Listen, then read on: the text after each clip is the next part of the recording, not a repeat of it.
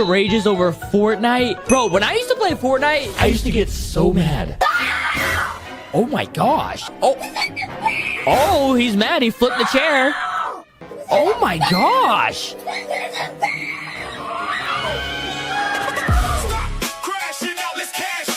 What up, what up, what up? Go ahead and get the likes up, guys. Welcome to Just the Guys podcast. What's up, Reason? What's going on, my good man? How are you? What's up, man? What's up, Tyrone? What's going on, man?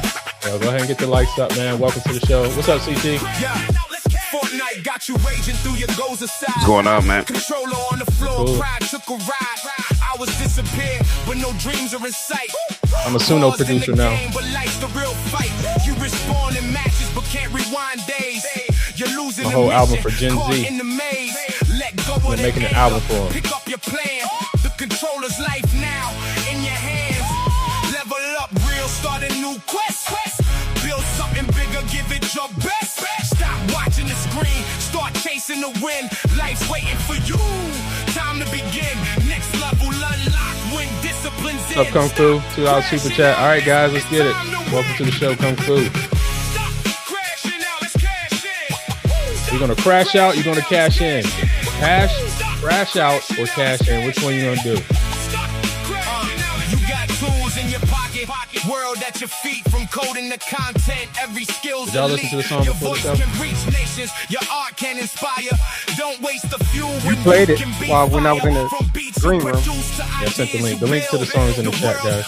Got you. you. I mean, in the description. Global connections at the click of a hand. Don't crash out now. Take a stand. Opportunity knocks. Don't let it go. Build up that future. Let your talent flow. Master your steps. Control is the key. Cash in your purpose. Now you're free. I used to want to be a DJ too. I still do, but I used to too. Let's cash in. Stop crashing out. Let's cash in. Stop crashing out. Let's cash in. Momo covered for you, CT.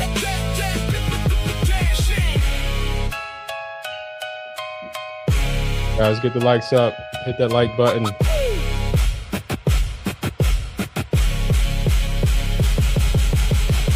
Guys, welcome to the show today. This is Just the Guys. This is Just the Guys podcast. It is Saturday. What's today's date? July 18th? The 18th, yeah. 18th. Man, we are halfway through the year. Can you guys believe it? Yeah, man. Well over halfway through the year, man. Yeah. Kung Fu asks, where is Gimpy? Gimpy be that. Gimpy by death.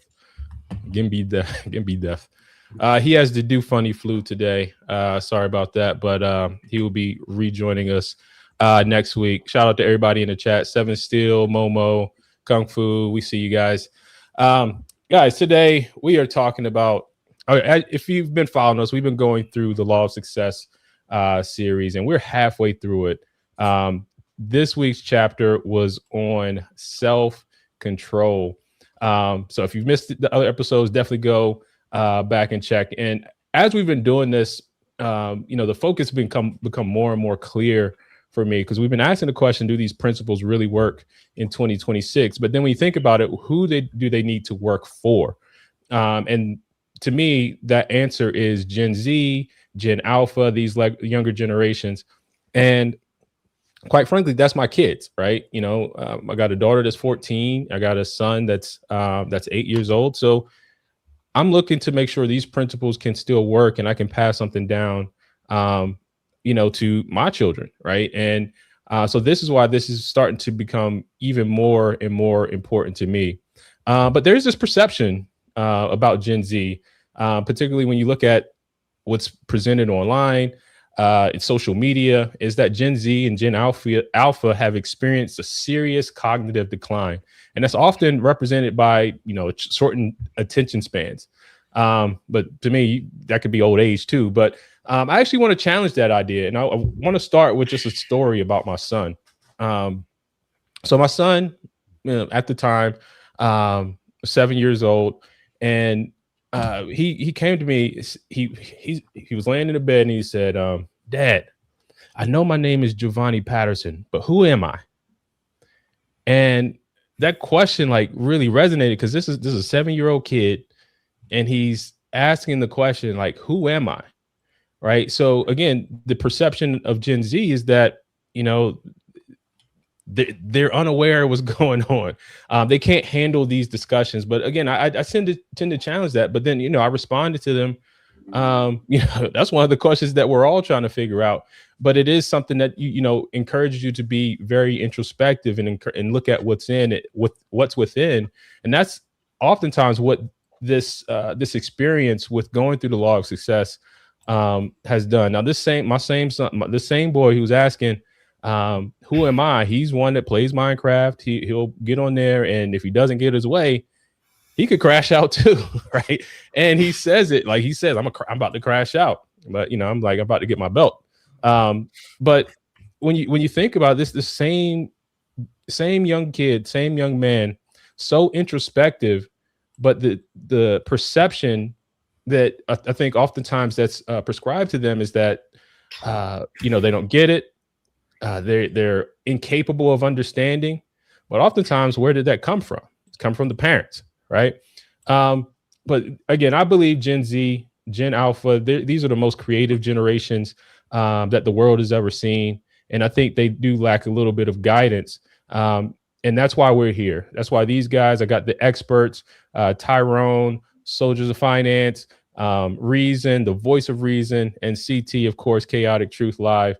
We don't all agree on everything, but our goal here is to share and impart wisdom upon that next generation. So what's up, fellas, man? Tell everybody what you got going on. What's up, CT? What's going on, man? How you doing, man? Real good. Real good. That's right. Tyrone, man, what you got going on, brother?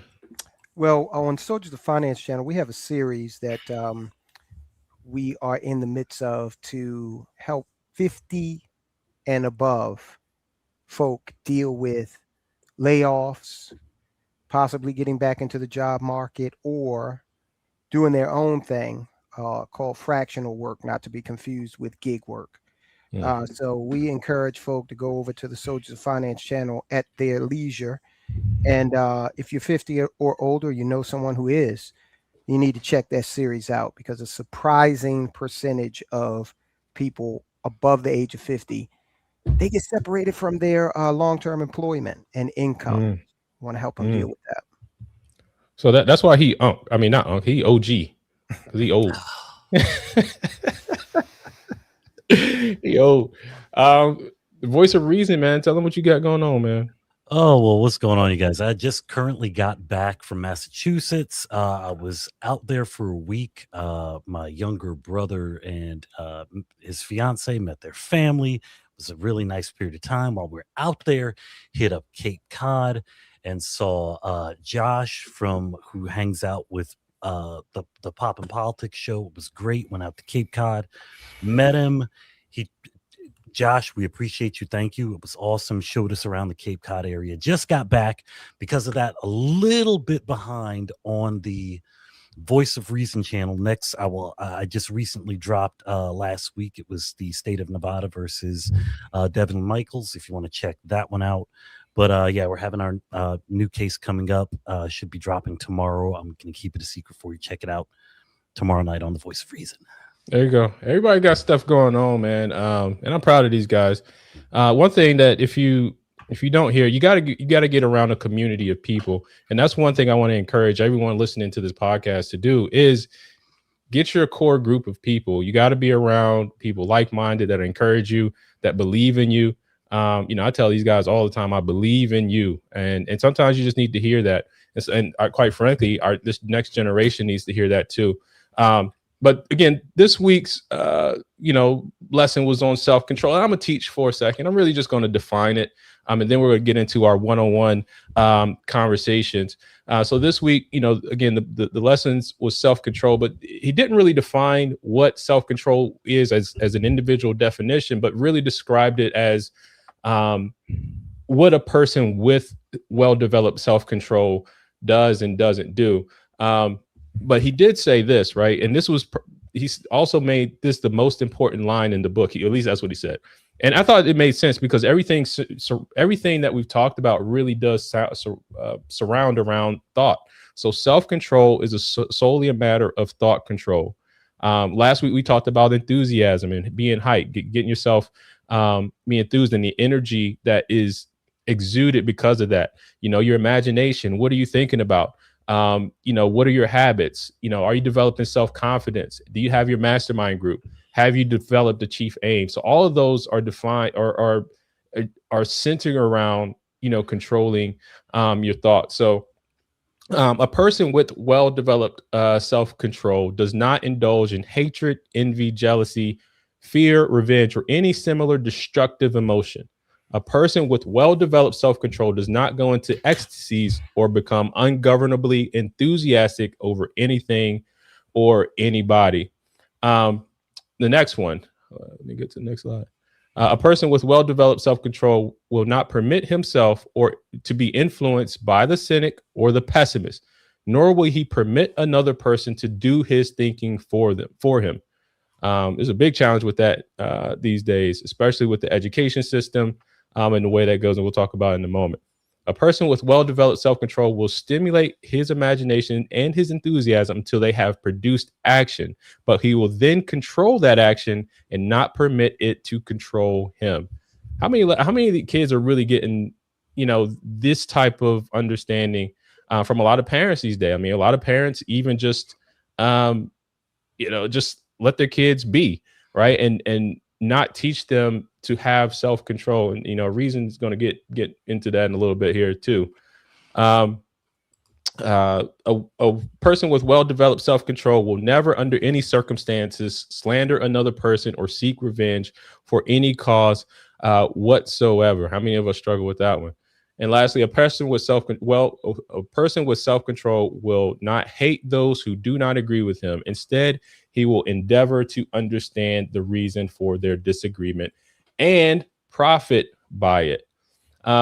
So this one, really, like one of them really hit me, and it was the one, the very first one, actually. A person with well-developed self-control does not indulge in hatred, envy, jealousy.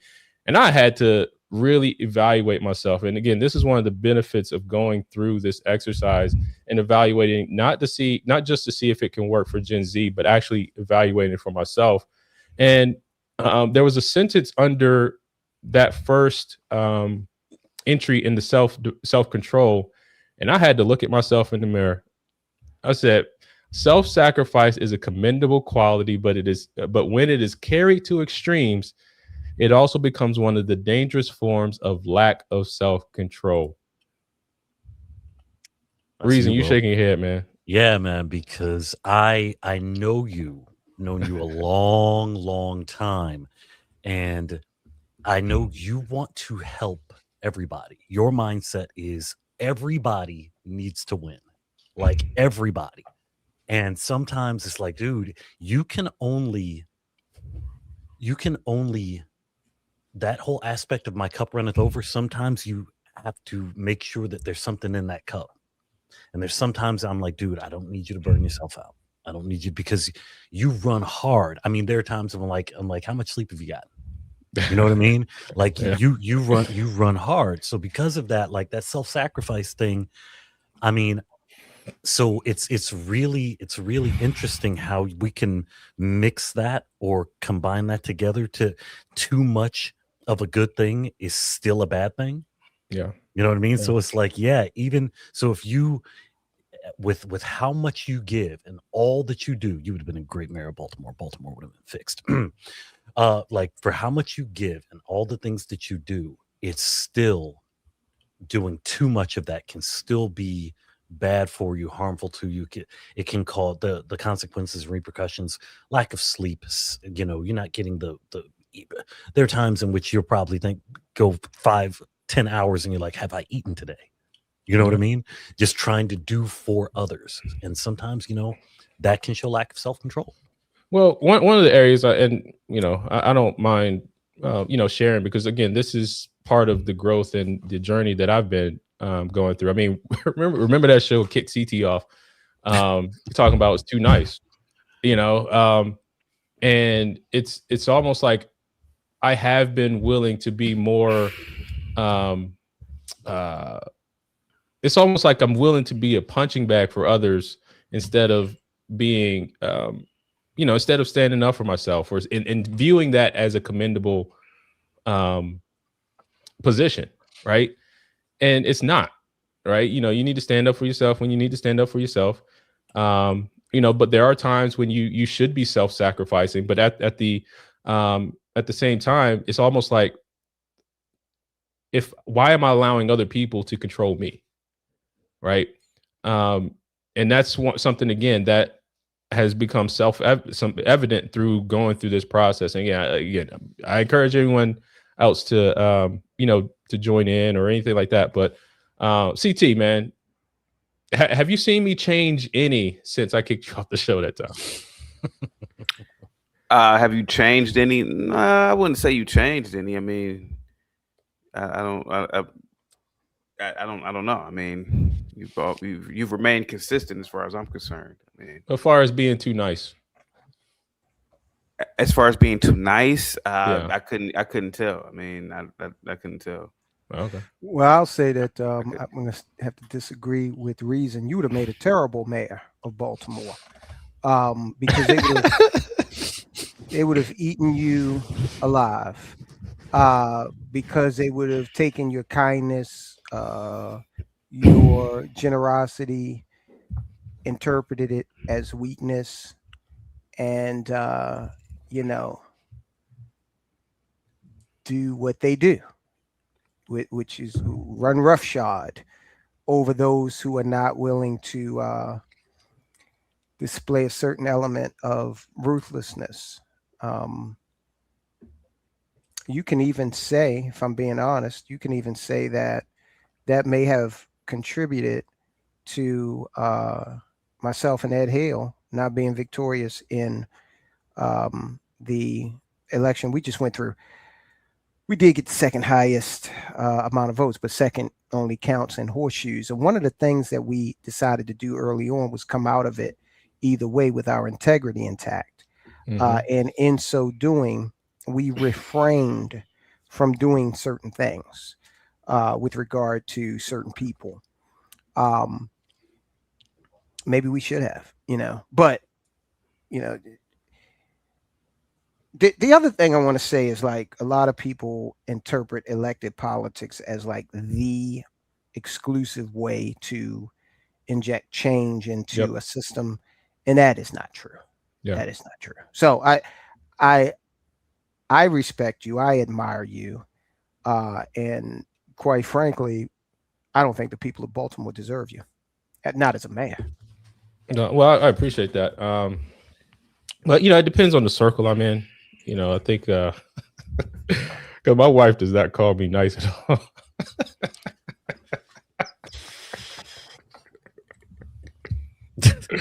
she sees a different side of you. Yeah. Yeah, my siblings, man. But I do think from the public perception, there was an element of me allowing myself to be how do you say self-sacrificing, and I don't need to be. People don't care about me that much. I'm just saying. But guys, make sure you hit the like button, share, and subscribe. I want to kind of get to the point of the show, because we're talking about whether to crash out or to cash in. Again, my argument is still that Gen Z is the most creative generation that the world has ever seen. However, the big question right now, I think, is will they take advantage of the endless opportunities that exist in front of them? In my opinion, the endless opportunities exist on the other side of hearing the word no. And to me, I believe the word no is Gen Z's biggest villain. All right. So we're going to get into our one-on-one conversations, because I actually want to talk with I'm gonna bring to the stage Mr. Soldiers of Finance, Mr. Tyrone Keys. And let me say this before you take me off with the group. I want to kind of level set here. I have some disagreement with Gen Z being the most creative. I think that we are, when you make a statement like that, remember, there was a point in time where somebody in an earlier generation said, I have no idea whether or not the earth just ceases at the horizon. Or maybe there's a dragon over there. I don't know what happens, but I'm going to go there. Okay, so you got that. And then you had people who said, let's go to the moon. Okay, that's pretty damned creative. All right, so while I think what Gen Z has is they have more tools readily available than have been afforded to any generation before them. Yep. But in terms of creativity, man has seen, Da Vinci saw birds flying and said, let me start kind of think about how man can achieve flight. Now, we take all this for granted because we get on airplanes and we go wherever the hell we want to go. We take it all for granted. But there was a point at which people, you walked a fine line between being put in a fucking asylum, okay, or making something revolutionary. So yes, Gen Z has more tools. If your uncle had said, you know what, we should go to the moon, they would have said, man, stop drinking. It took a JFK to say it. Okay, so then I don't agree that they're the most creative. I think they have the most tools available to them. If I go may, ahead, Reason. If I may, and I'll make it quick. I will no long soliloquies or anything. I'm just saying, I think Blink's got a point. I think we have to sit these generations on top of each other. And I don't even think for right now, put up against what was at a specific generation, they necessarily have the best tools. Because if we sit Gen Z on top of the generation that created the pyramids in Africa, they didn't even have those kind of tools, and they still made that happen. They were looking at the stars and creating electricity. Have you ever seen some of the diagrams of some of the insides of these pyramids in Africa? So they possibly had less tools then, and still that's their version of AI today. You know what I mean? So if you just, I don't know. I think we might be, I think we're relatively close in a lot of different eras. You know what I mean? So what do you think, CT? Do you think Gen Z is the most creative generation? No.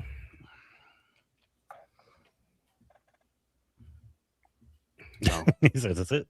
Think about the guy who. No, hold on, Tyrone. I want Okay. CT to finish. Why? I mean, I gotta agree with the voice of reason. There's been so many generations that have done so many different works of art and ingenuity, and you can't. I don't know. I can't really judge which generation is the best, man. And, I mean, you could argue that the generation that ushered in the Industrial Revolution is the greatest. You can argue that the people who ushered in the computer age are the greatest. I don't know. I don't know which generation is the greatest. Creative, most creative, not greatest, but or creative. I don't. I mean, if you want to do creative, I don't see any Gen Zs. I don't see none of these kids designing or drawing, creating anything as beautiful as Baroque or agreed. Art, classical architect. I mean, neoclassical. I don't see any of them doing this, so I don't see it. I don't see anybody in this generation who. I'm not saying that you don't have them, but I don't even even in entertainment, man, I don't hear any kids with no voices like Marvin Gaye or Pavarotti. I don't hear it. I don't hear it. I don't know any Gen Zs that are writing compositions like Mozart when he was in his 20s. I don't see it. I could be. I don't know. I don't see it. I don't see it. So you could argue any generation is the greatest, but I haven't seen Mozart, but his generation, you could argue, was the greatest. I don't know. Yeah, it all depends. Well, I mean, I got kids, so I mean, I see what they do. I mean, my son, I mean, again, these things we overlook it. So my son, he plays Minecraft. Yeah. And not only is he just pressing the buttons and playing Minecraft, but he's pulling up the chat to code things in Minecraft. And if you see some of his creations, this little 8-year-old kid that he's created, and he has the logic between it, like like some of the worlds and stuff he creates in this thing, because he can speak the language that, you know, we talked about being layered on top of each other. He is speaking the language of the next generation. Yeah. And he's able to synthesize more of that.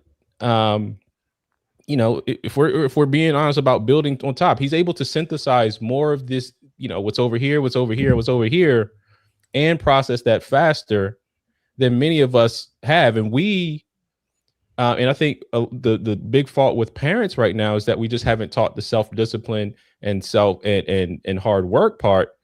But the creativity element, I believe these kids have it beyond what we can imagine. All right. Let's get in these one-on-ones, man. I got some stuff on that, and I'm not trying to take up all that time. I'm sorry. I'm saying, like, the tools these kids have, man. Right. And they're born, but they are like what we would, you know, I think, Tyrone, you made the point a couple of weeks ago.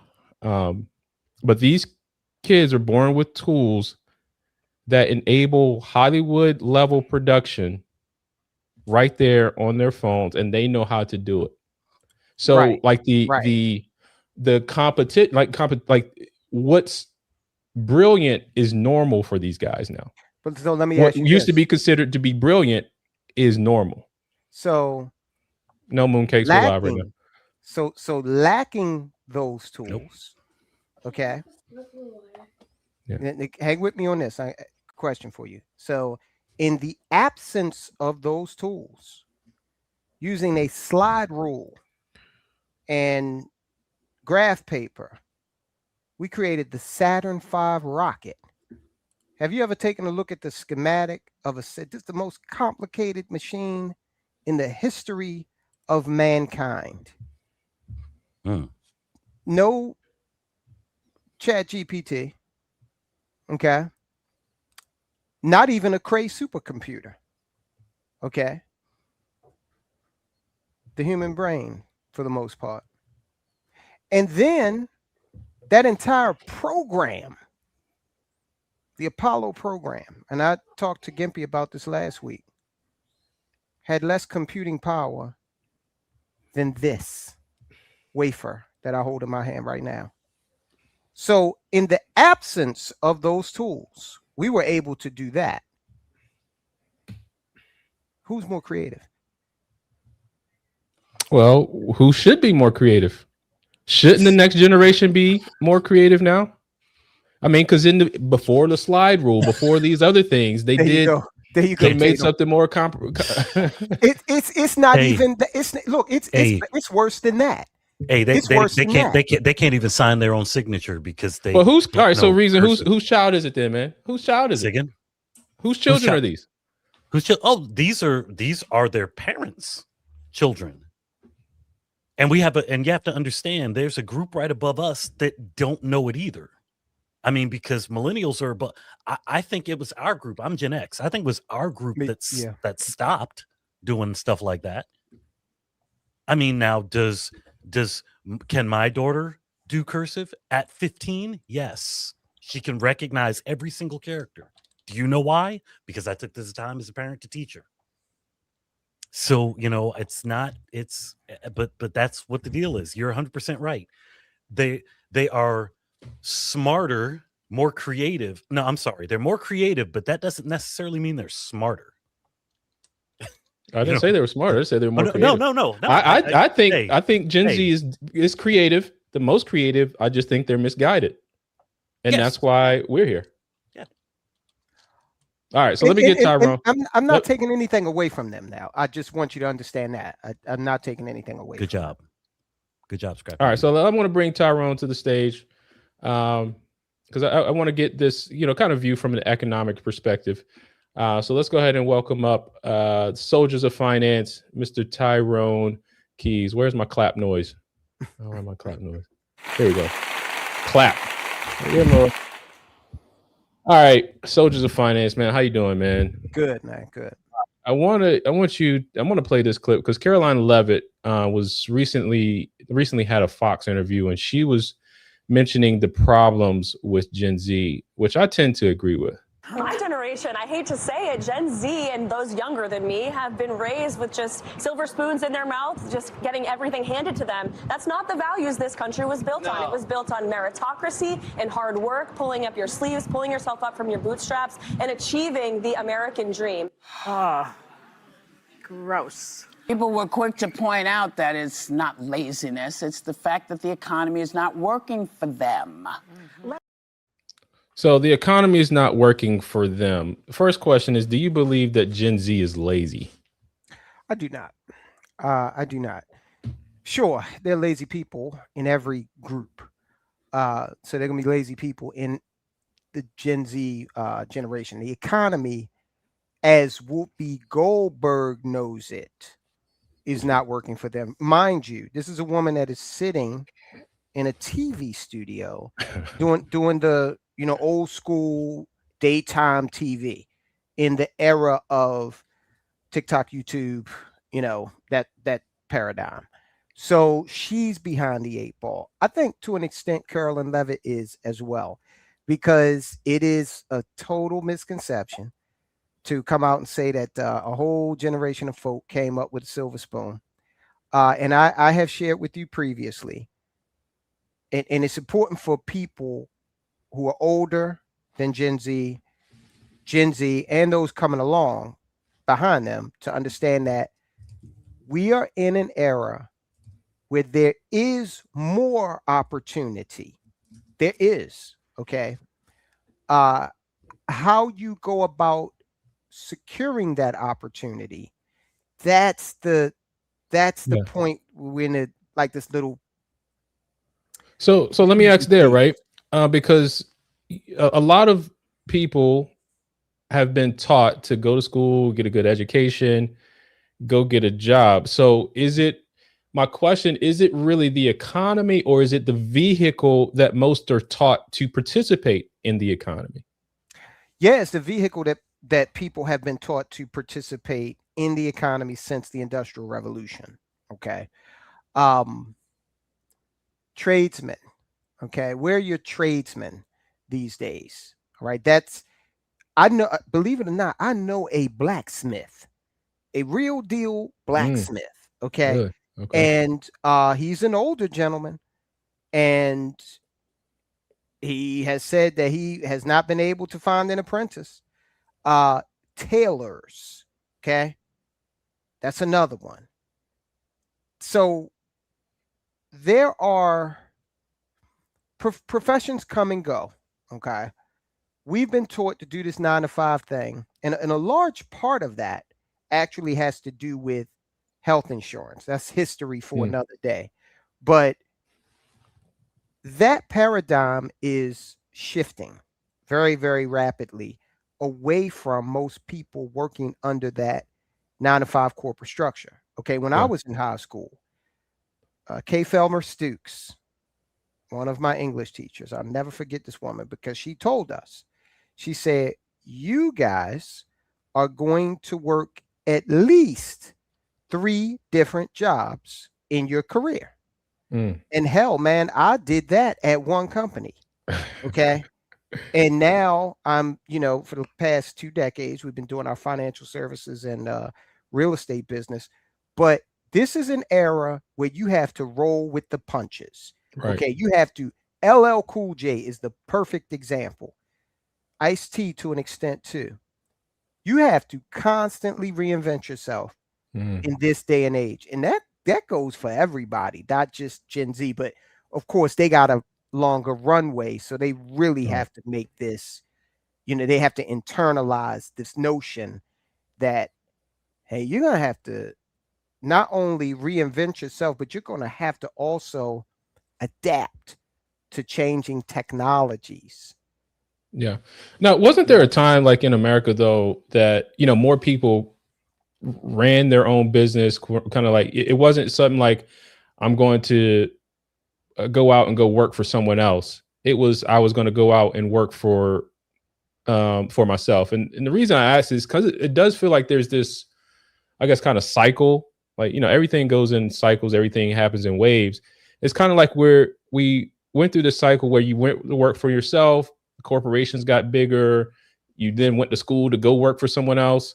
But now I think we're at a point where that we're back on the cycle where working for yourself is the better option. Are you seeing that? Do you feel like there's that kind of shift?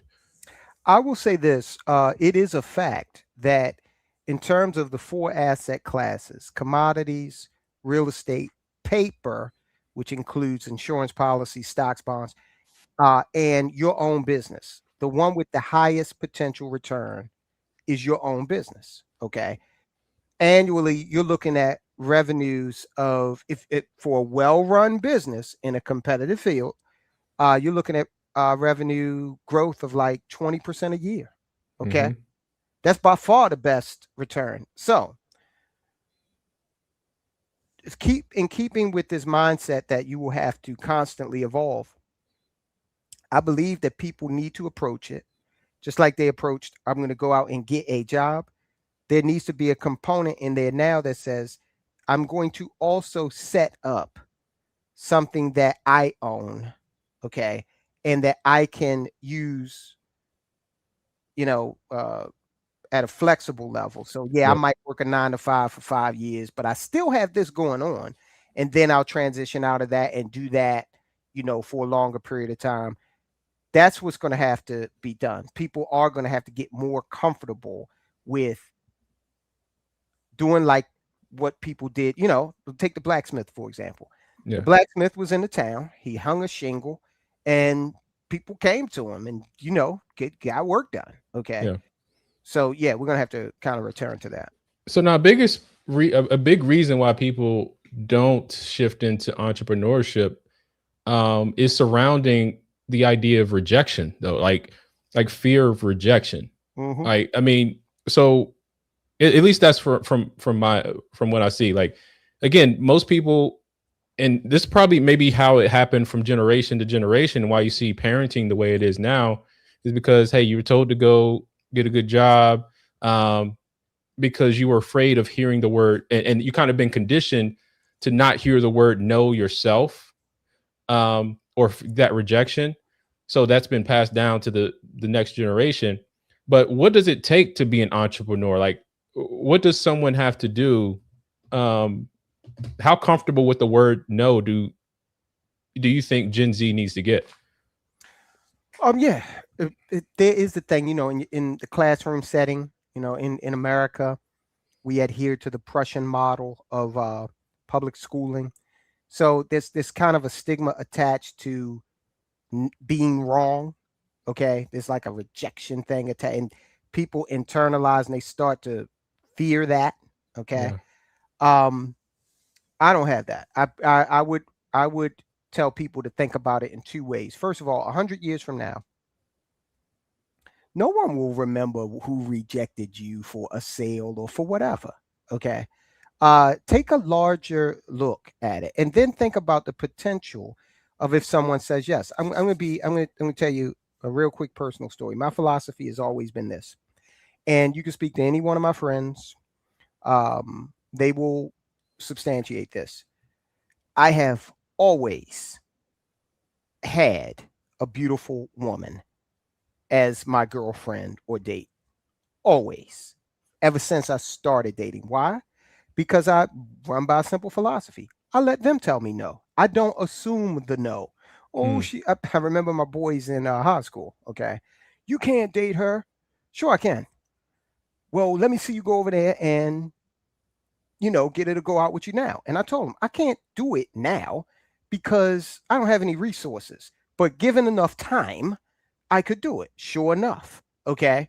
These things happen because you let the job, you let the client, you let the woman, or if you're a woman, you let the man, life is too short for you to just sit around and fear a rejection that might be actually acceptance, Yeah.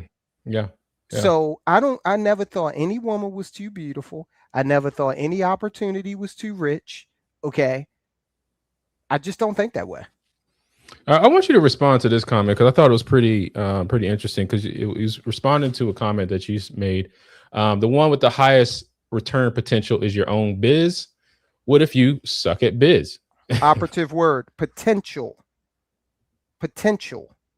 Okay, if you suck, then of course you're not going to achieve your highest potential. If you suck at real estate investing, it's going to be a failure for you. Okay, but the good part about that is that you can use tools to improve your performance on anything. I mean, you used to have to go to the library to find these resources about self-improvement. Now you can just use Gemini, ChatGPT. I mean, it's right there at your fingertips. Yeah. So sure, there will be times when you run your business and you may say, okay, I messed this up. So learn. Elon Musk is a perfect example. It always amazes me when a rocket blows up and people criticize him. Those are learning experiences. So someone could say, oh, you suck at rocketry.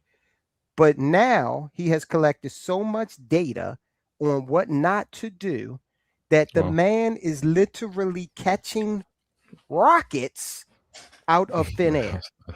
Okay. And to me, this comment kind of goes to it goes to the point that I think, I'm making. Like, what if you suck at biz? Like, why is that the question? Right. It's like, how can I get better?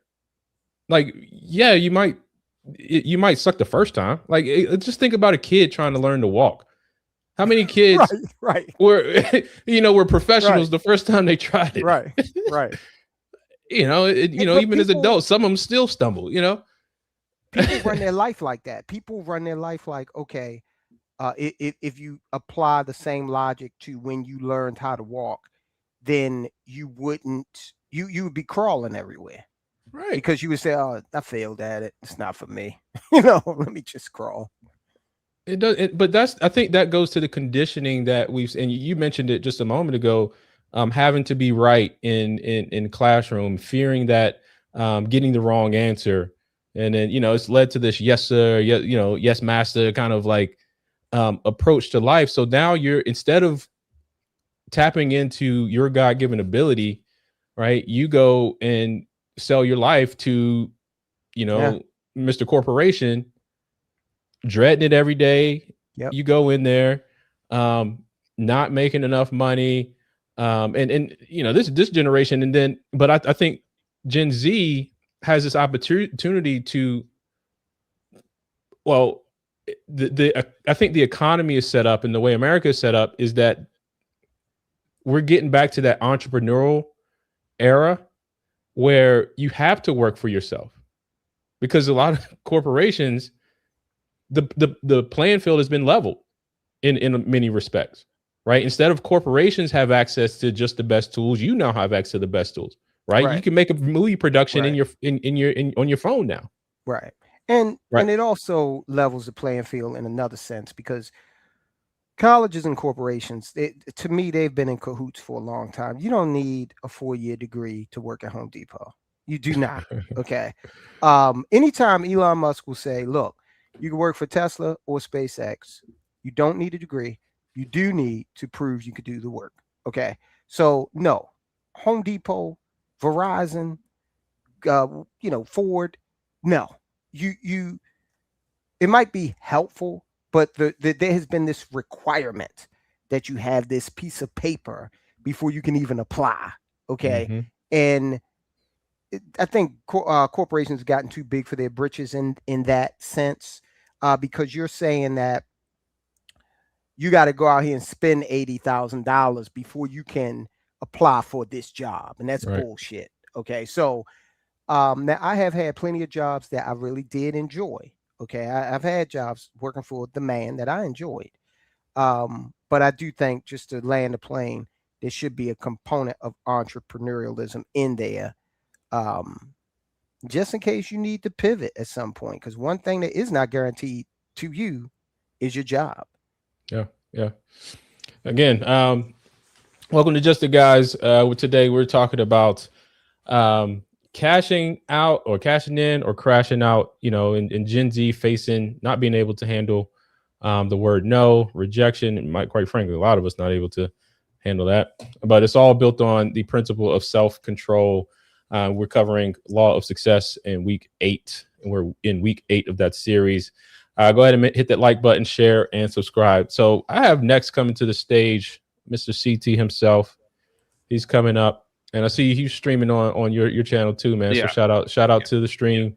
Shout out to CT's channel, man. What you going on, man? Let's welcome CT to the stage, man. Go ahead and hit that applause. All right, I guess I'm gonna have to do the applause. There we go. What's up, CT? What's going on, man? Man, I can't call it, man. I'm gonna get you to respond to this real quick, man, because it's like almost like, how did we get here? Why can't Gen Z or these younger generations hear the word no? Why do they get what's going on there? And I want to ask you, man, if there is hope. But before we do that, there is something going on with these children of today that their behavior is so bad. A student full-blown hit me, and the very next day I got an email from my principal talking about what I could have done better. And not only that, I was forced to call the parents and apologize for the child's behavior. All of these good teachers are leaving the profession because they're tired of coming to work and being a child wrangler. A child wrangler. Got a little sugar in his tank. Go ahead. What you say, buddy? Man, is there hope, man? Is there actually hope for Gen Z? Is there hope for Gen Z? Yes and no. But I guess what you were saying is that is Gen Z suffering some sort of are they suffering from some sort of existential crisis? Sure. And I don't think so. I believe that every generation is the same. You always will have fat cats and starving dogs. You always will have the haves and the have-nots. You always will have high IQ'd and low IQ'd people. The problem with Gen Z is, and it was also with the millennials. And is there another generation between Gen Z and millennials? No, they're next door to each other. But after Gen Z is Gen Alpha. Yeah, I think the problem with my generation and Gen Z is we are the participation trophy generation. Everybody's a winner. Everybody is special.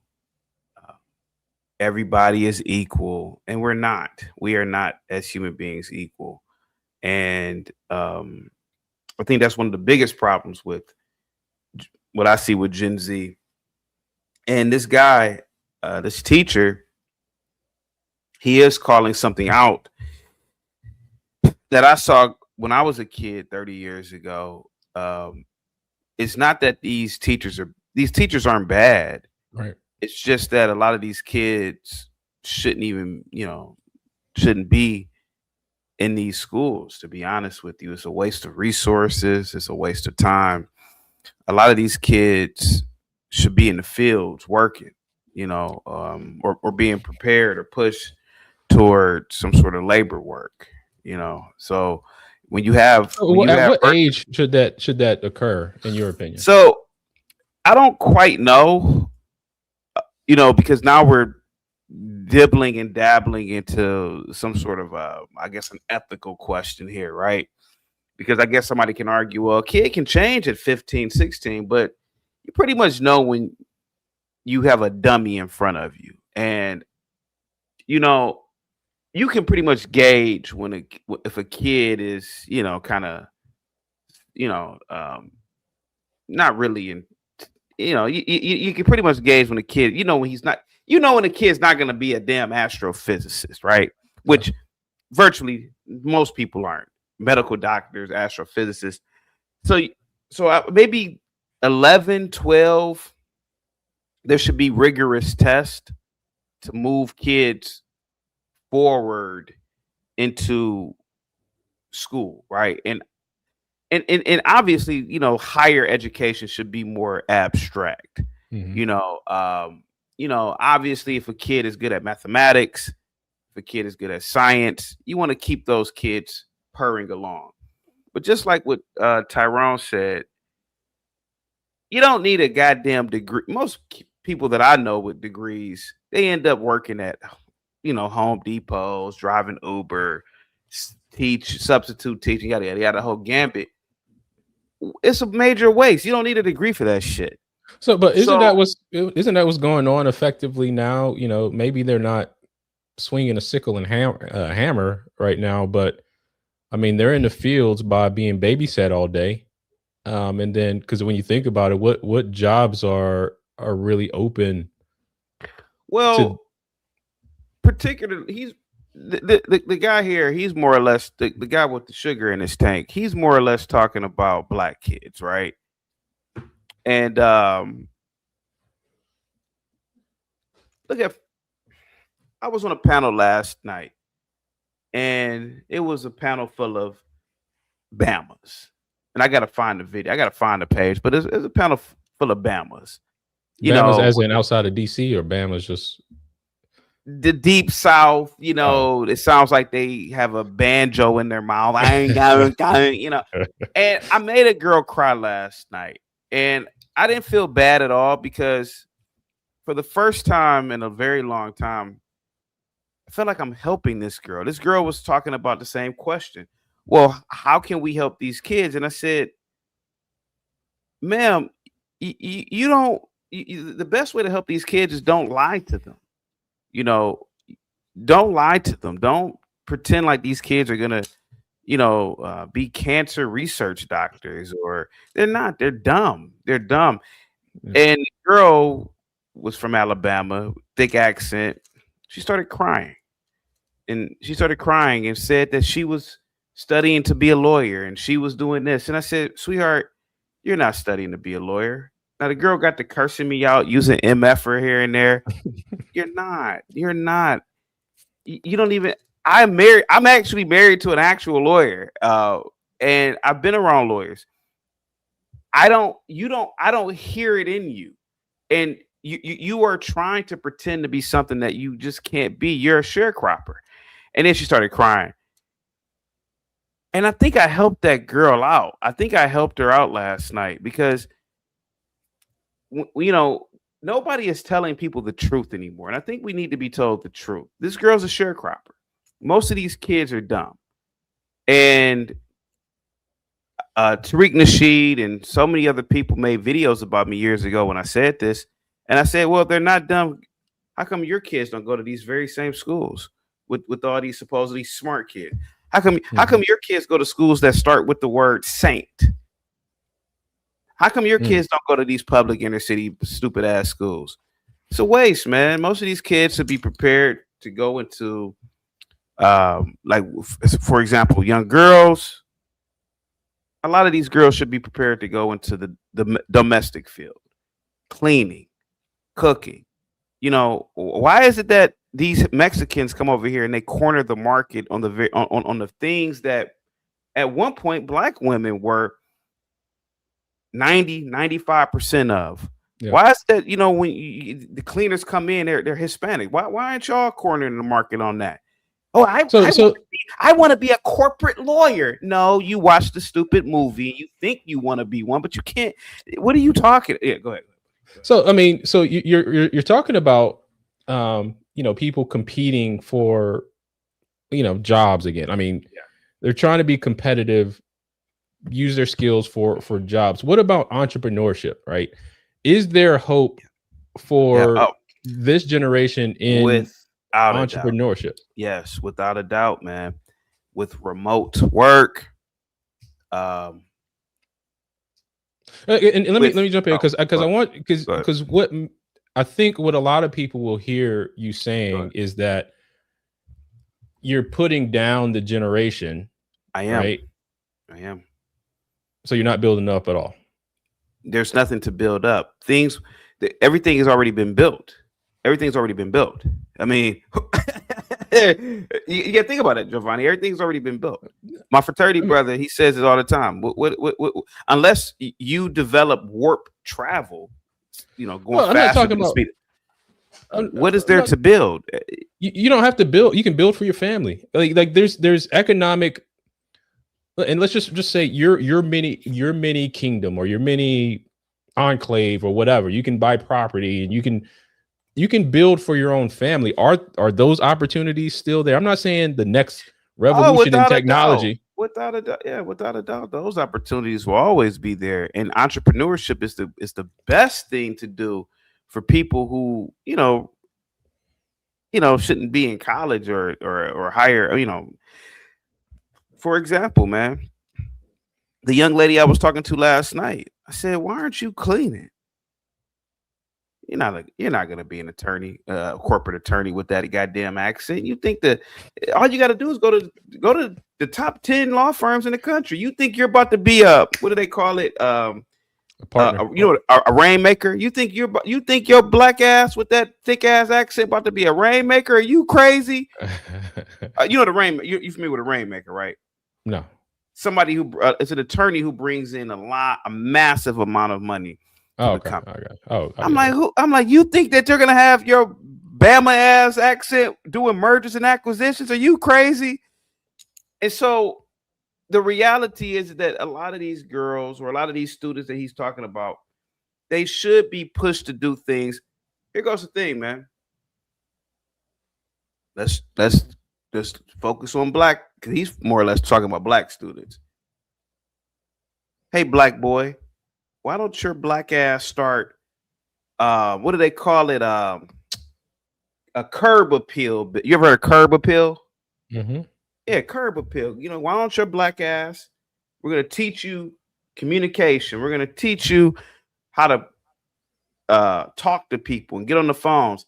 You should go around to these little businesses and black, all in the black neighborhoods and say, I will clean up the litter in front of this business for $5 a pop.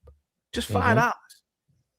This little nasty ass Subway, the little corner stores and these little plazas in the hood that are nasty and dirty that these little foreigners own. Yeah, I'm pretty sure these foreigners to give you $5-10 to, hey man, you need somebody to clean up this bathroom? Man, I'm pretty sure they'd do it, man. I'm pretty sure they'd do it. You're going to these little nasty ass places in the bathroom. It's so dirty you don't even want to piss. I mean, there's I'm saying, there's a lot of opportunity in the hood if you look for a lot of opportunity in the hood, man. Hey, man, even things like snitching or security. Hey, man, this snitching services, and a lot of these Chinese men that I'll be parked out here all day securing your business. Just give me, $50-$60 a day or something. Man, I'm telling you, there's so many things that can be done. You got to fix your own community first before you talk about going to the stars. And so if you are starting a snitching business, make sure you have a stitching business right next to it. Got to carry. You ever see? Go ahead. You ever seen one of those? I don't know. I've lived in Baltimore for a long time, but ever seen one of those corner stores that have the check cashing, the bail bondsman, grocery? Oh, man. Yep. And this is what I'm talking about. Things like selling canned goods or snacks. Well, why aren't these little kids being trained to do this stuff? Why are these foreigners coming over here cornering the market with this stuff? Why ain't you selling this stuff to your own community? Little snacks. Well, to be fair, Go ahead. To be fair, I mean, you can go down any street in Baltimore, and the kids are selling bottled water and windshield wiper services. That's on what the side of the street. Yeah, man. It's unfortunate, man. But the problem with Gen Z is, and the problem with a lot of technology is, you bought the sharecropper out of his natural habitat, and you brought him into an environment that he or she just can't compete in. That's why the little girl was crying last night. She's like, I'm not a sharecropper. I'm like, you are a sharecropper. When your mammy won, when your grandmammy won. Well, yeah, she even admitted. She said, yeah. I said, well, what the fuck? What do you think that you are? You mean to tell me 20 generations of sharecropping and you different? You so different. I said, you not different. And listen, I don't get upset that my last name isn't Trump. I know my place in life. I know my place. I don't understand why Gen Z and other generations don't know their place in life. Yes, the reality of life is this. Trump's daughter, a granddaughter, she'd never know the life of the masses of people. Okay, fine. But man, unless you're really talented or unless you do some scheming or conniving, you ain't about to be the elites, man. Well, a corporate attorney and you talking like this, man. I couldn't believe my ears when this girl said she want to be a corporate attorney. I said, can your place in life change? It can, man, but it takes rugged determination, man, and a lot of backdoor deals and conniving and scheming and stealing, man. A lot of these people, they don't get into positions of power unless a lot of these people, man, in this country, man, they families were thieves. So let me ask, how do you define places in life, right? Because, you're saying, I guess, a peasant, a politician, elite.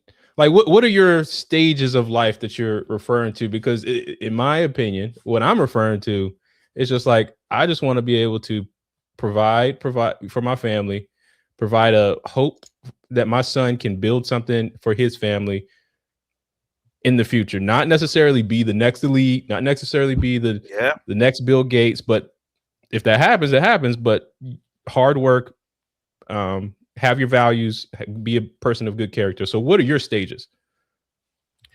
My stages are this. Understand that there are two people in this reality: the bourgeoisie and the proletariat.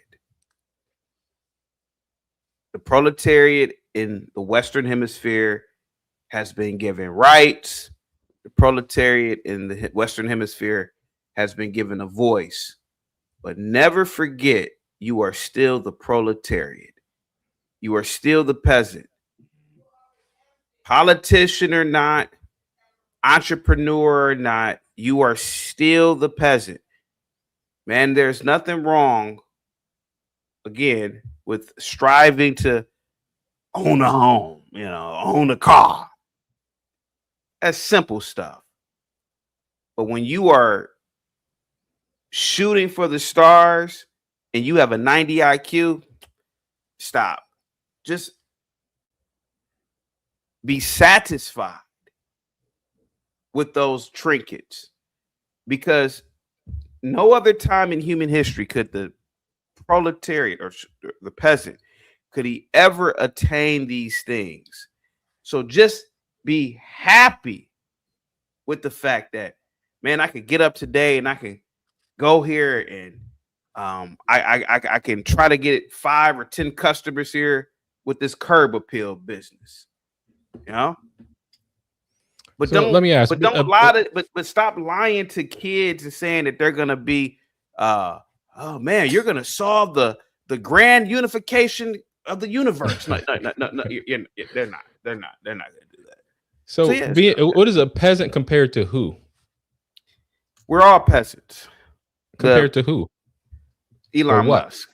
The elites, man. We're peasants, man. That's so what makes a person elite versus a peasant?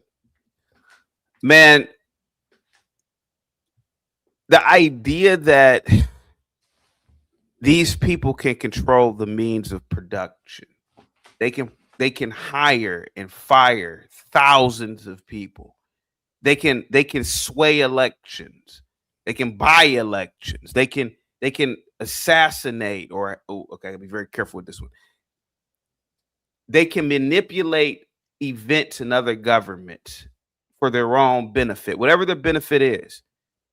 They can call up presidents and prime ministers and use them as tools. Man, that's elite, man. And isn't that an illusion of power and not real power? No, that's real power. These things are really happening, bro. And I look at it like this, man. I feel as though the tragedy of social media, particularly with things like Instagram and you see a yacht. I saw a yacht the other day. This yacht probably was like $50 million. We are being told subconsciously, hey man, you could have a yacht. Now think about this. You're a peasant and you're going through your day. Now, you may not think about it like I'm gonna get a yacht, but when you see that yacht, you know, man, that's pretty impressive. And all day, subconsciously, that's in your subconscious. And now, just like with the whole thing about just like with this guy talking about the kids are disruptive, these kids, man, they are reacting to a world where knowledge has become so available that they think that they can be these people or have these things, and these people are and you could argue a lot of Gen Z are crashing out because subconsciously they think that they're the bourgeoisie, and they're not, and they will never be. They'll never be these people. So what would you do to encourage them to cash in, though? Because you agree the opportunity is there, though, right? Listen, the opportunity for the common man is there. But they don't, a lot of these, bro, like, let me tell you something real quick. This is why I really stopped going into these, particularly these black schools. I was at a school with my fraternity brother. His name is Pete. He calls in all the time on my channel. Now, a Delta friend of ours, now she's one of these girls that, she's one of these, we are the real, I want to mentor all these little kids, yada, yada, yada, bullshit. So we go talk to these black ass kids at this school, Warrensville Heights High School.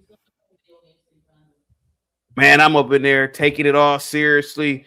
As a black man, and I'm doing all that hand movement and all that bullshit. Man, what? 5 of them kids, maybe 10. What kind of car you got? I knew it was over then, man. I knew it was over. Yeah. Because they are expecting a Lamborghini outside with that mouth that you got on you. It's over. It's over, man. So the best thing you can do,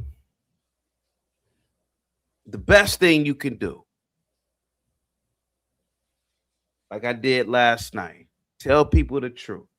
Man, you ain't about to get no goddamn Lamborghini. You ain't about to get no goddamn this. You ain't about to be this, man. You need to have your black ass, your white ass in the field somewhere working. You got to know your place. And it's unfortunate, man. And trust me, bro. I wasn't like this, man, before. But the reality is, man, a lot of people are overshooting their shot. And that's one of the biggest problems with Gen Z, overshooting your shot. Go ahead, buddy. Go ahead. So that was CT, guys. Let me go ahead and give him a round of applause, man. There we go. Somebody said killing dreams. CT hold on. I got a couple of super chats to get to here. Where is it? Kung Fu CJ with the $5 super chat. Many people reject a mentor. I know so much because of mentors. And that's, you're right. There's a phrase that I've heard in a lot of sales training is like, when the student is ready, the teacher will appear. So, a lot of people, if you go to them and say you can help them, maybe it's not the right time, maybe not then, but It is what it is. And shout out to Kung Fu again with the $2 super chat. CT, right? I have my own trash company at age 8. Yep.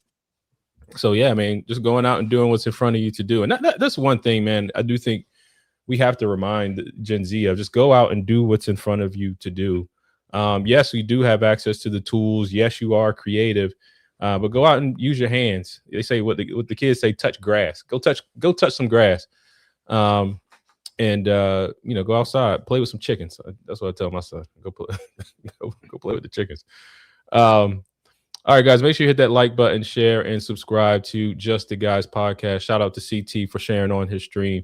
And if you're over there at the CT stream, make sure you like and share Just the Guys podcast as well. We go live every Saturday at 6:30 p.m. So to CT's point, real quick. Yeah, go ahead. The global pet waste removal business is worth $1.8 billion, but is projected to grow to $3.6 billion. This is a growth industry. Okay. It's making money. Chewing gum removal off of city streets, also a growth industry. Their global market cap, damn. Okay. Their global market cap, believe it or not, is $345 million for removing chewing gum off of city streets. And by the way, the chewing gum industry is projected to be growing, so the need will grow to remove it. CT brings out a good point here. We're not all corporate lawyers, but there's a lot of opportunity out there. Okay. And I sent you a video and it sums up what CT said. See, it sums up what he said. Do you see that video I sent you? Oh yeah, hold on. I'm gonna get to it in just a second. You sent it in the chat, right? Yeah, I did. There it is. Go ahead and keep describing it. I know. So I was just looking at some industries like, oh, wait a minute. Window watch. And look, this is the other thing, because you mentioned, Logic, you mentioned the kids selling the water. Look. And the squeegee kids. First of all, I can squeegee my own windows at 80 miles per hour going down 95. Okay. This is not something that is a growth industry. And yeah, sell all the water you want. Cool. But go out there and do it right. Put that under an LLC. Okay. Get a business bank account. Start paying some taxes. Okay. Deducting expenses. Do it right. Because a lot of people bitch and moan about, businesses don't pay taxes. They do, but it's done differently. Okay. It's more advantageous for you to be a business owner. Yep. So if you want to sell some water, cool. People drink water, sell it, but do it the right way. Yep. But Giovanni, real quick. Yeah. Say something real quick. Yeah. There was I saw a horror movie. If you don't mind, if I get the bigger screen real quick. I saw a horror movie about 20 years ago. It was called Precious.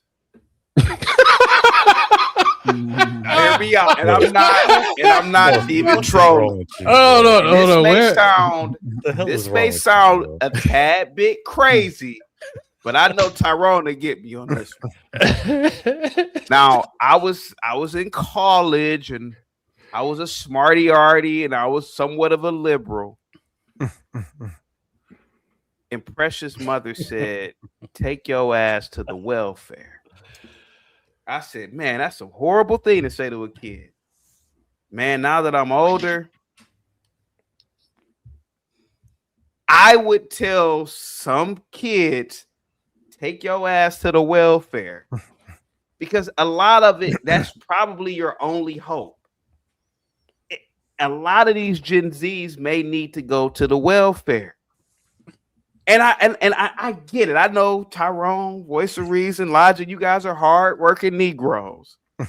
And this sounds horrible what I'm saying. But some like that guy, listen, that guy, that teacher, the guy with the sugar in his tank, he's like, oh man, these good teachers, they're quitting and this, that, and the other. It's because y'all aren't telling these kids the truth. Some of these kids need to be told, take your ass to the welfare. Go. How do you make the distinction? Hey man, is the school he working that good? How good can the school be if he complaining? Hey, look, Logic, you know better than any of us. Yeah, What's the percentage of Baltimore City students that can pass that reading test? At grade level? Very low. Yeah. What about mathematics? Even lower. Even lower. Yeah. Yeah. All right. Here's your clip. You might want to turn it up. Your ass to the welfare. In this world, there's two kinds of people, my friend. Those with loaded guns and those who dig. You dig. There are two kinds of people in this world. Those with loaded guns and those who dig.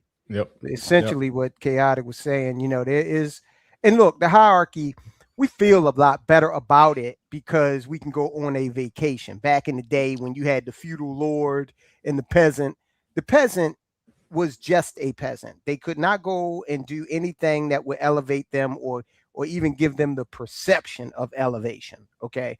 But today, you know, hell, you can go buy a BMW. You might have to get the hatchback, but you still get the emblem, just like, you know, the guy with the 7 Series with his own business, you know, that has been, that's the little trick that's played on society. Okay. Yeah. So you can go get yourself, you know, some red bottom shoes too. All right. Now they might be counterfeit, but hell, who knows, you know? Get them. See, absolutely. The guy with the sugar in his tank, the teacher, he could capitalize off of what he sees. Hey, take y'all ass to the welfare. And you know what he should do? And this is where I should consult him. You should open up a store in the very same neighborhood that these little kids and they mammies gonna be, and sell products and accept the EBT. Man, I wasn't like this before, Logic. I swear to God, I was. But now I see it. I see the game. So no, there is no hope. It's just a continued cycle of the haves and the have-nots. And I believe that you guys are the haves, or the haves. We're all peasants. You're at least the adjacent to the haves. According to you, we're all peasants. Billionaires, but I believe this is what people in power do. See, they know about this stuff. And you got to tell them, hey, take y'all ass to the welfare. And then you open up a sandwich shop. Hey, man, we take EBT. That's what I do. That's what I'd do if I was that teacher. That's what I do. Guys, make sure you guys go check out the channel. Check out the videos on the channel, because CT has more of this, especially with this Stop Thinking video. As well as the other one where he said, the kids, he told the kids to pick up a broom. So yeah, make sure you guys check out those those videos. But guys, make sure you hit that like button, share, and subscribe. We got one more one-on-one to go, and I want to bring out to talk about fatherhood and parenting, because again, these kids really don't, they're unable to handle rejection these days. And I think once these kids get on the other side of rejection, handling the word no, the opportunities for them are endless. So let's bring to the stage the voice of reason, Mr. Chadwick, director of production, MCM. What's going on, brother? I'm not complaining. How about yourself, man? Man, I'm doing great, man. So I wanted to get you to react to this, man, real quick. Oh my gosh.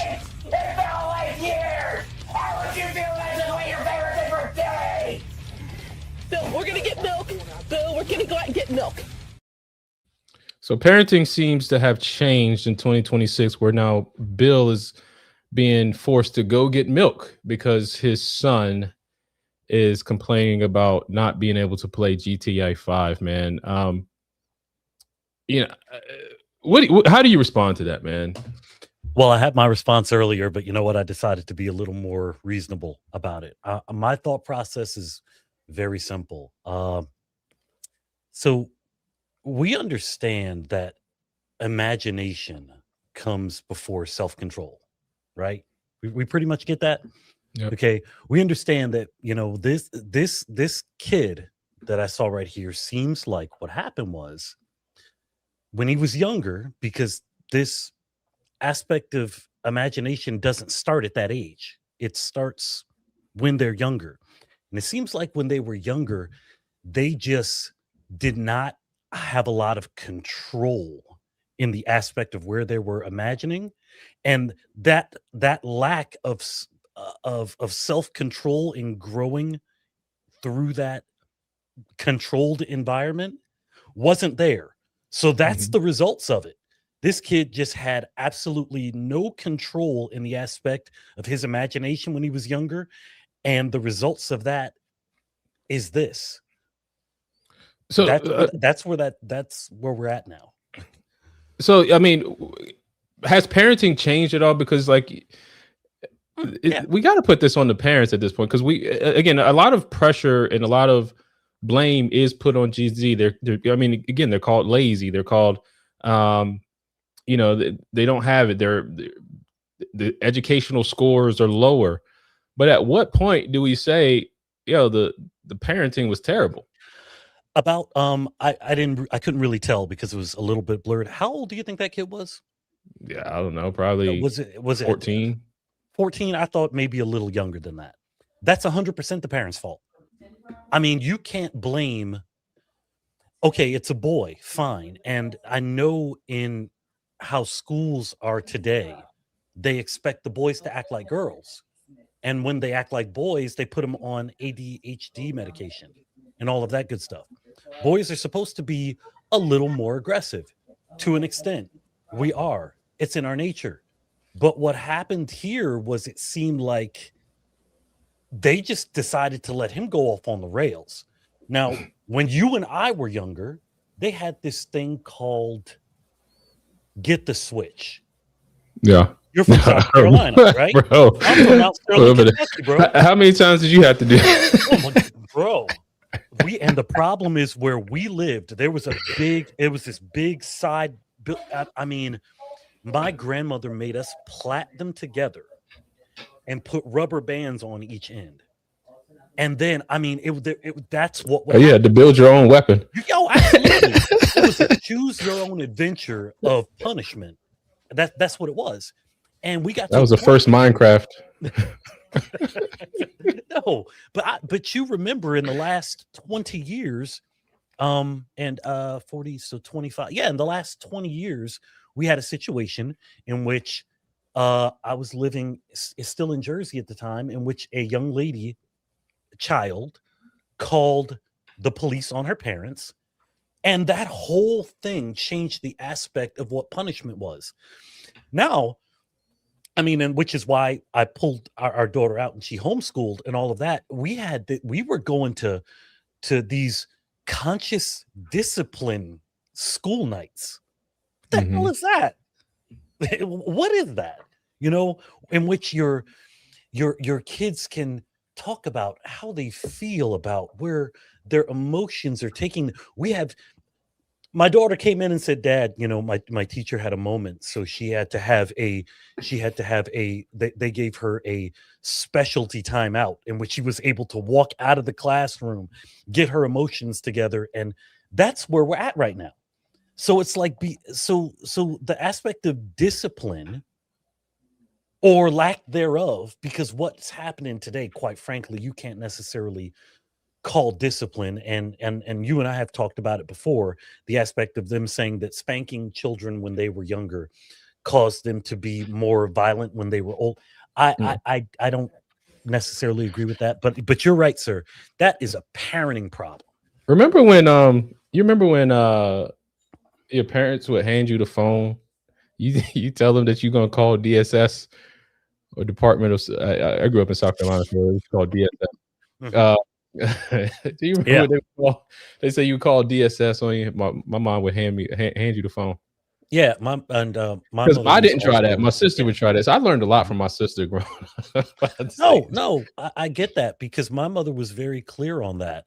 If you call them, they can take you. Like she was like, yeah, go ahead, call them because they'll be taking you with them. So now, yeah, why did parenting shift? Because again, I grew up in that generation, and I do feel like there was that like kind of desire inside of you to be like, I want to be a nicer parent, and I don't want to have my kids go through these hard times. Did you ever have that feeling? No. So with our daughter right now, we tell her 100% of the time.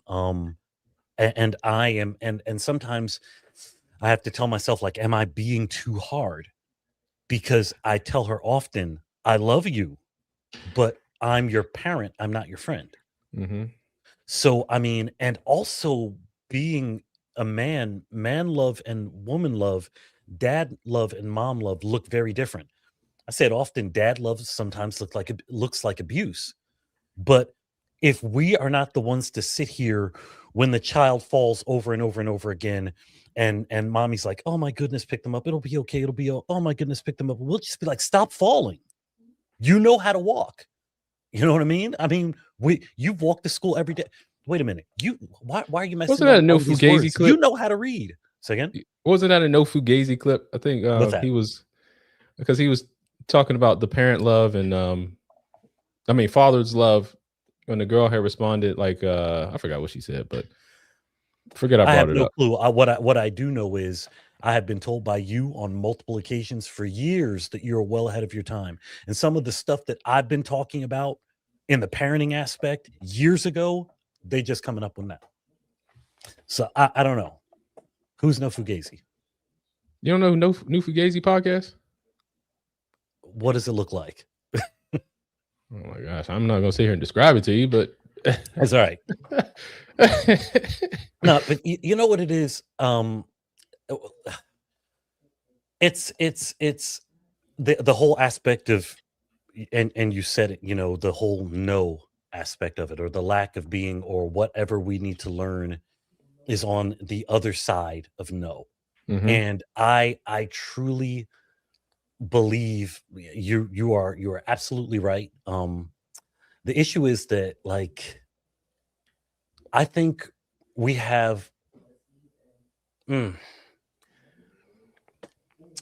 I think that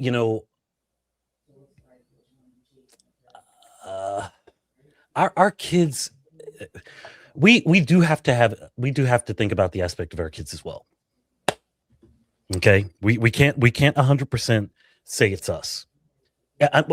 Why can't you? Let me explain. Why can't you say it's? I knew you were going there. Let me. Where explain. did they get it from? I know you well enough, but let me explain. What I mean is, if the teacher calls us and says, "Hey,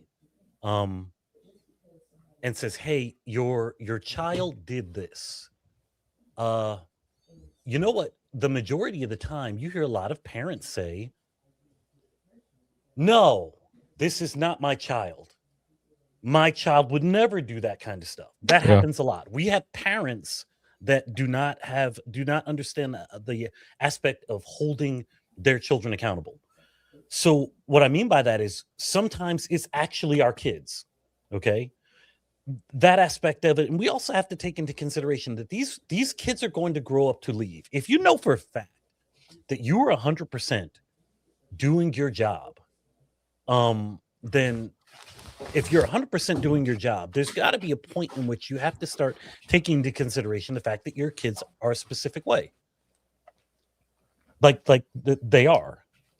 And still that goes around to the fact that they end up getting that from you. So it still boils down to you. Yes, it still does boil down to you, but there's only so much that you can do before you. Is the problem with Gen Z that they didn't get spankings, whoopings, beatings? I think discipline is different. I believe 100%. Yeah, I'll say it. I believe that, what they call it, corporal punishment, but I believe 100% in you. I don't know this thing. There's this thing about pain that causes compliance, and maybe that's just the guy in me. You know what I mean?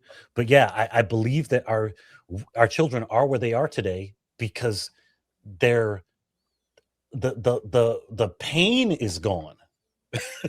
I mean, seriously, the pain aspect of it is gone. If you, I saw a, I don't know who sent it. I think it might have been our group chat, and it doesn't necessarily have to be spankings, again. But the aspect of pain is important because I believe that there was a guy who had his son out at 3 o'clock in the morning, making him do sprints.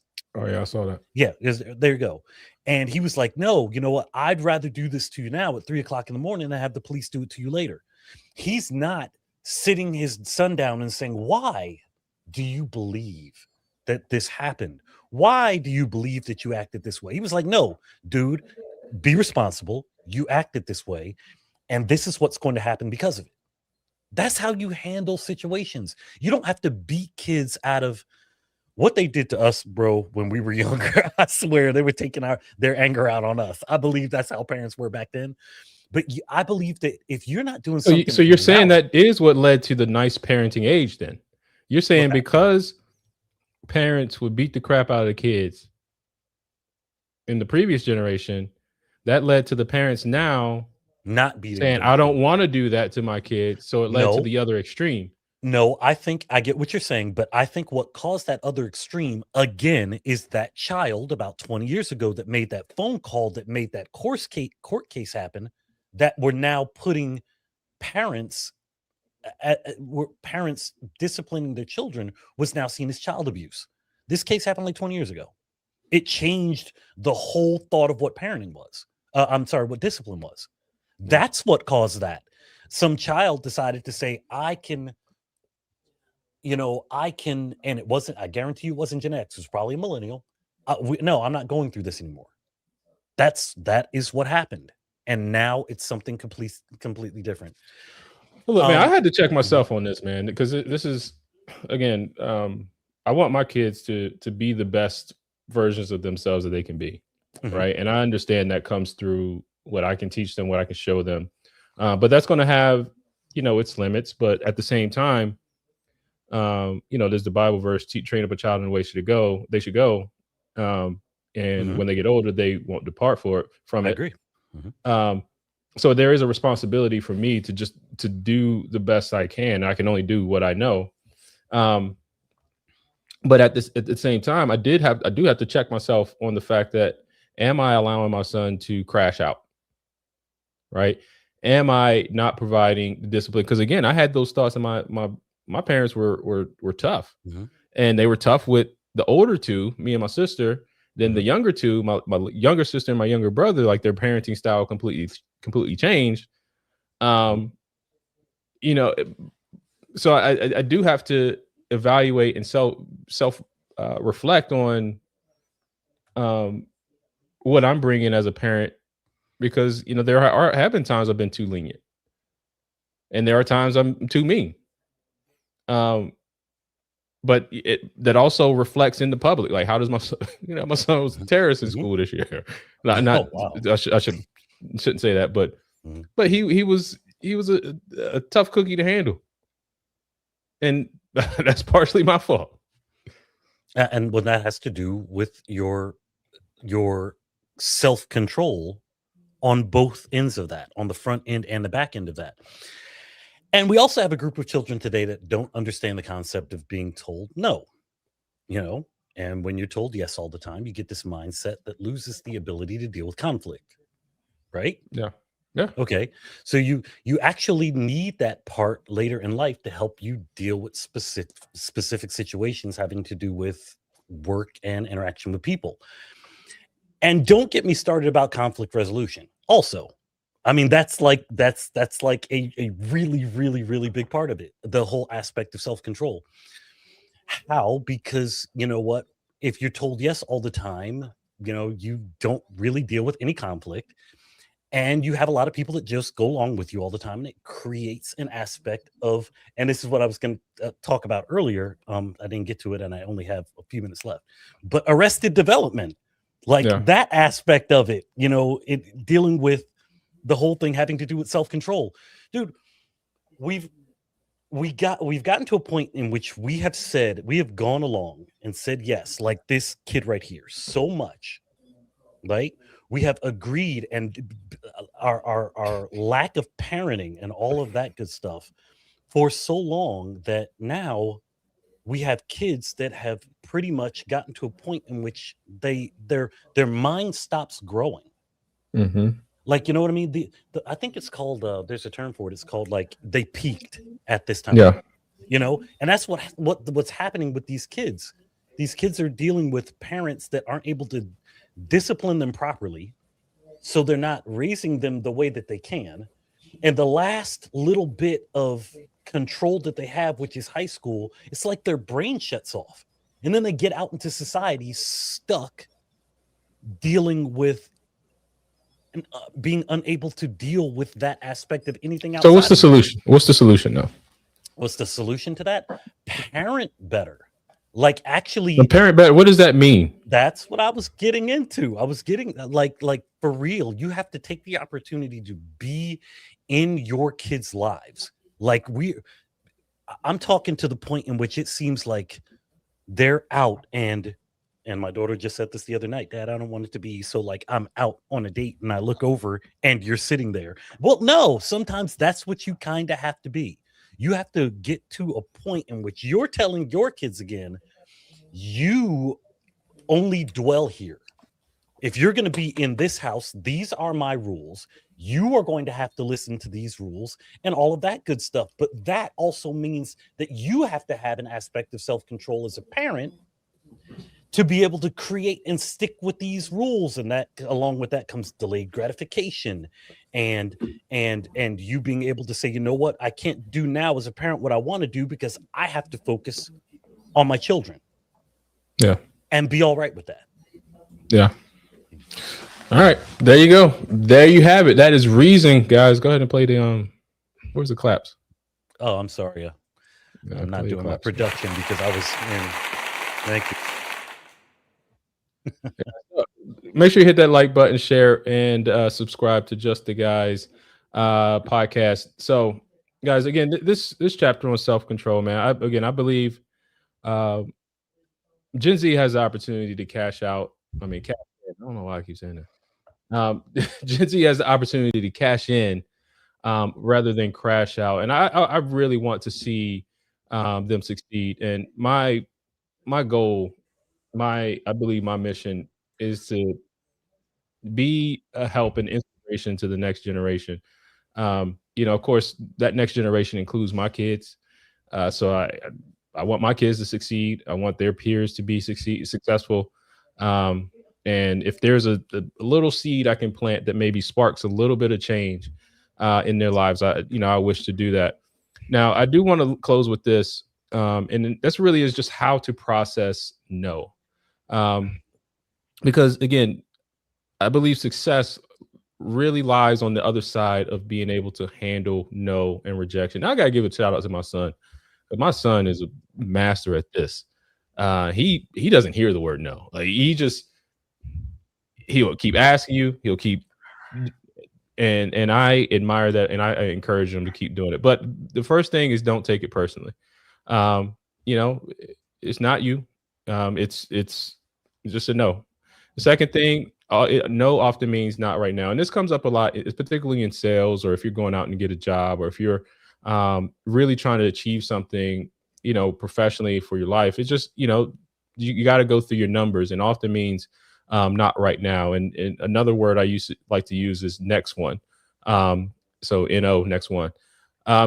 Third way to process no is to use it as feedback.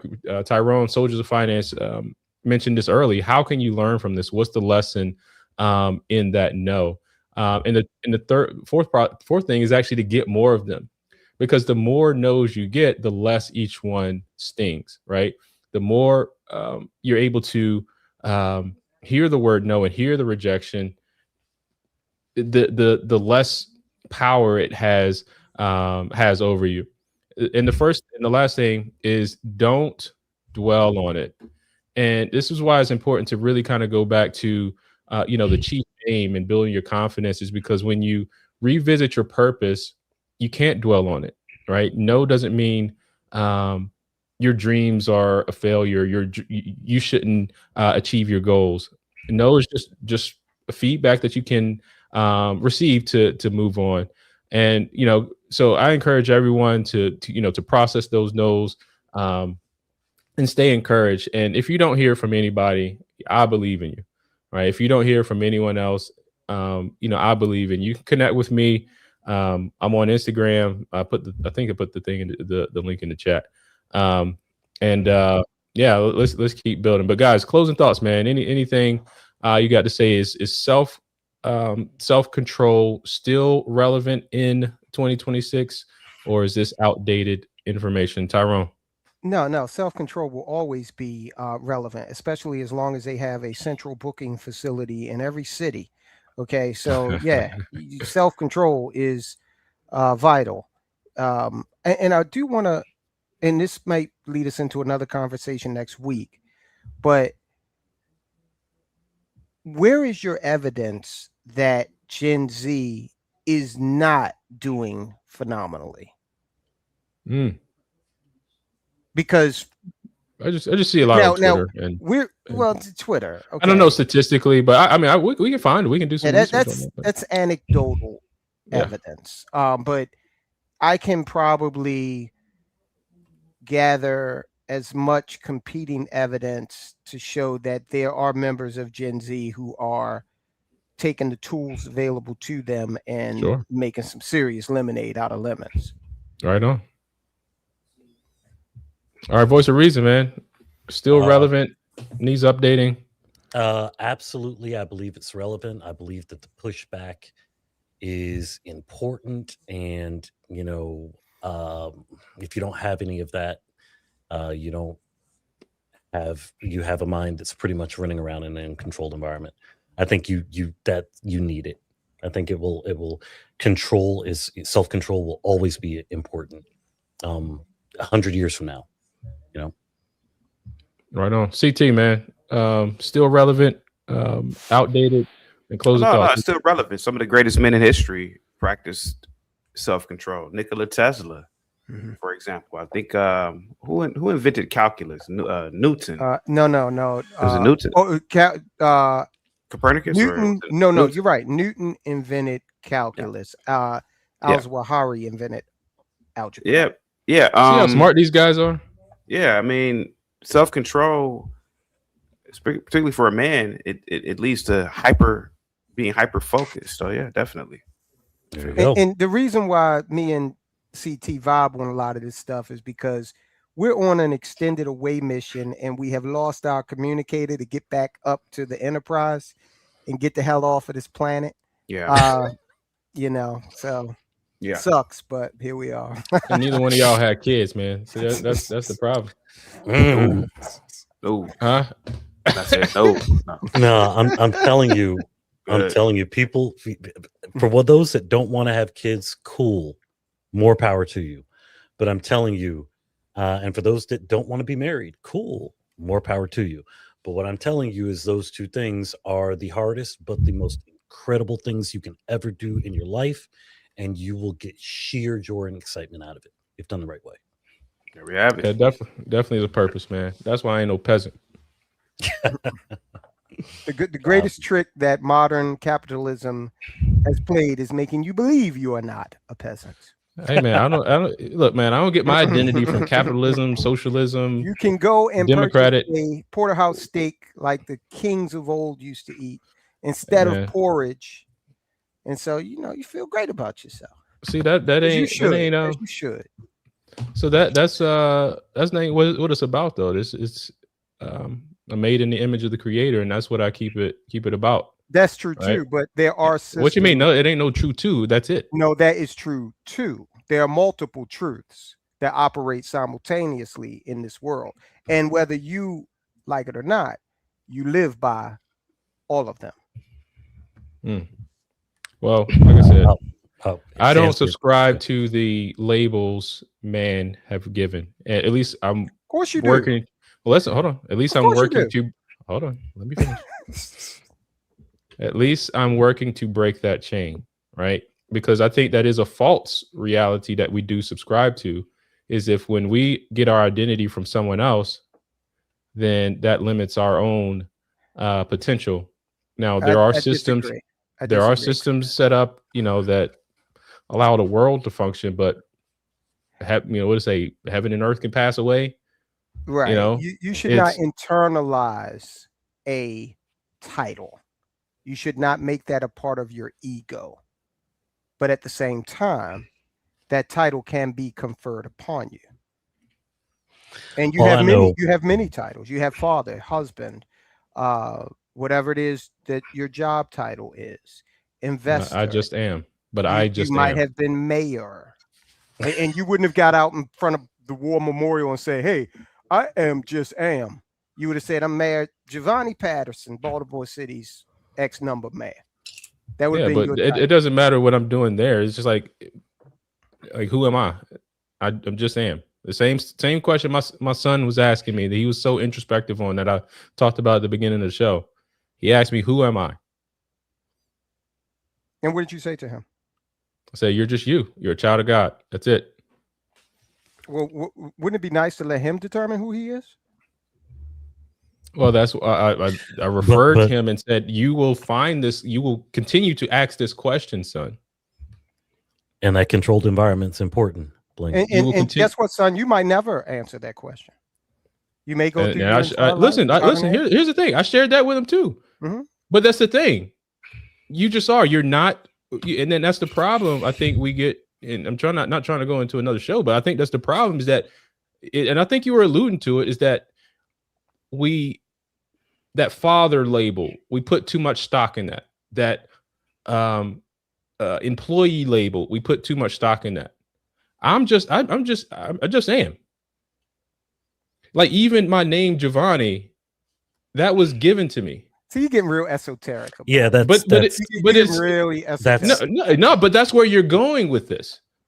No, I'm because I just am. If I may, so if you're standing next to your son and someone walks up and goes, "Hey, who's this?" and you and maybe it's a teacher, like, "Hey," you'd expect him to say, "Oh, this is nobody." That is not what I'm saying. And you guys you're intentionally missing what I'm saying. No, I don't think I understand what you're saying, but I'm also saying that there's a multiplicity of things going on here. But some of them are not reality. Some of them are what we assign as reality. And again, I'm not trying to go too meta here, but what if your employer calls you on Friday and says, again, you're talking about employer and fly. So we're gonna fill out. We're gonna write this check out to AM. Take it over to Wells Fargo and see. Does your employer define who you are? Let me ask you that. I just said we don't internalize externally conferred titles into our ego. Although you may hold the title of doctor, you don't internalize that, and that doesn't make you who you are. Although you are, that's what you doctor. Do. No, that's what doctor is. What you do is not who you are. You're getting real esoteric. And the other thing you're doing is you're speaking so broadly, yes, that you are supposing that your opinion should be applied to the masses. This is the way. But aren't you doing the same thing? No, I'm just saying that you do. Is it not true that you hold multiple titles? Is that not true? But are those things what you are? To some, you're saying. I mean, I'm sure you've worked with. This is what I'm saying. I'm sure you have worked with people who have internalized their title and grafted it into their ego. We all have. But isn't that a false? Isn't that a false? For me, it would be. But this is what maybe it's very valid for them. Maybe it's very valid for them.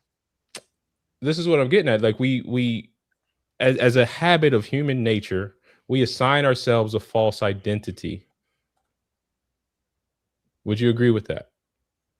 No, I would not. Because are you a doctor? I am not. Okay. Well, are you a financial expert? Is that what you are? Or is that what you do? To people who are my clients, yeah, That's what I am. All right, man. All right, Because that's the we're only, done. We're that's done. the We're only talking. level. That's the only level they want to Okay. deal with me All right. on. All right, we're talking in circles. All right. No, I don't think we are. I think that you're not hearing what you want to hear from me. No, So, I heard what I needed to hear. okay. Gents, we can agree to disagree, and it's Oh, okay. sure. I heard And what I needed to hear. We will do so agreeably. Absolutely. Yeah. Absolutely. We're men. This happens. It's okay. What do you think, CT? Different been quiet. difference of opinion. Yeah. About what? What do I think about what? Is there a About difference children, between who man? you are and what you It's do? okay. It's okay. About who you are and what you do? Well, we've already established that there is. You're ignoring the fact that I have agreed with you on that now 3 times. Kung Fu CJ with the $2 super chat. One who graduates law school is a doctor. And is a father, So is a mother, is a, multiple things. I want to be an exploiter. That's who I want to be, Logic. Is that what you want? Is that who you are, or what you Oh do? my God. I think that's what I'm becoming more of. Going back to what because I see so many opportunity with that guy, and I think that's who I am, exploiting opportunities.